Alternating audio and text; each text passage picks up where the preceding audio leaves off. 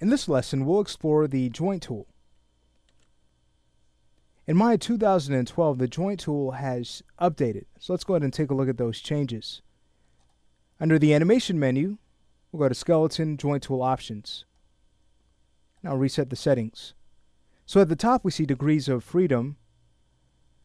This basically controls how much rotation we'll get from each joint. So for instance, if we were to uncheck, let's say, the x-axis, now that axis is going to be locked. And to clearly show you this, let's head over to, let's say, the side view and draw out a joint chain. So on each joint that was made, the x-axis is locked down. Going back to our joint tool settings, underneath we can set the orientation of each joint. So this first setting is going to orient each joint to the world. So with that on, again creating another chain, you can clearly see the difference between the joint orientation on this new chain and the one we created earlier. To further explain what has happened, selecting both roots, we can go to the display menu and underneath transform display, turn on their local rotation axes. Again, the first chain has X pointed down the bone, whereas this new chain is oriented to the world.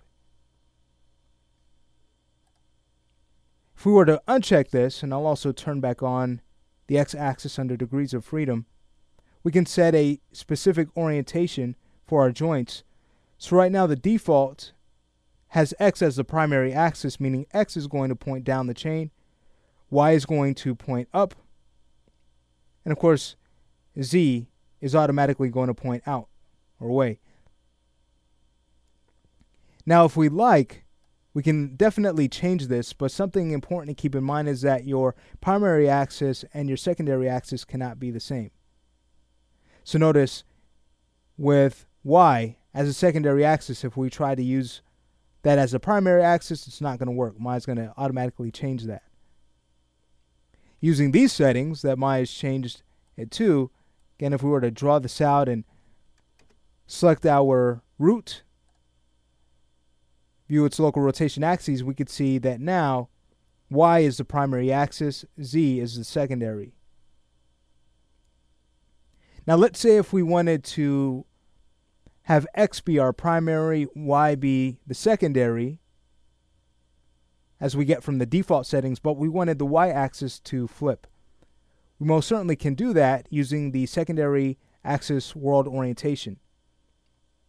So let's go to the positive setting and set this to negative instead.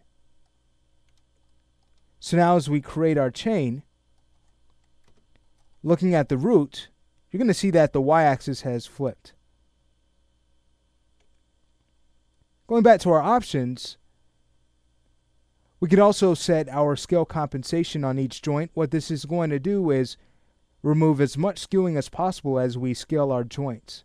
So we'd see this as we deform a mesh. With scale compensation on, the joint underneath the joint being scaled will not be scaled. So for instance, taking this chain, if we were to, let's say, scale this second joint, the third joint is not going to scale at all, thus limiting our skewing. Auto joint limits, with this on, this is going to do exactly what it says. It's going to limit our joint, but it's going to limit it based off of the angle that we have created the joint chain. So to show you this, if we were to select the second joint, you'll see that its X and Y axis have been locked, and the Z axis cannot pass our root bone. Almost imagine the root bone creating an invisible line that our second bone cannot pass. So that's what auto joint limit does. We can also create an IK handle from this tool. So with that on, you'll see that our IK handle options have opened up. And now, if we were to draw out a chain, once we hit the enter key, an IK handle has been made. Next, we get to our bone radius settings. I'll go ahead and uncheck create IK handle. So our bone radius settings, this is going to regulate the display of our joints. So how this works is that if we were to create a bone with a length of 1 or lower, our radius is going to be 0.5. But as we increase this value, if we were to create a bone longer or to the value of 30, then our bone radius is going to be set to 2.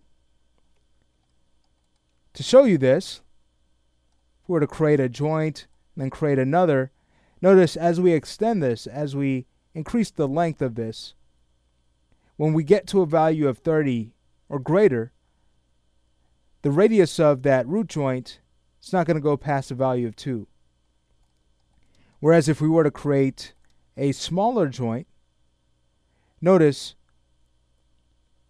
as we go to a value of 1 or less, our short bone radius is not going to be under a value of 0.5. So let's look at the joint tool in Maya. Gives us a lot of control over creating joints exactly the way they need to be drawn for animation.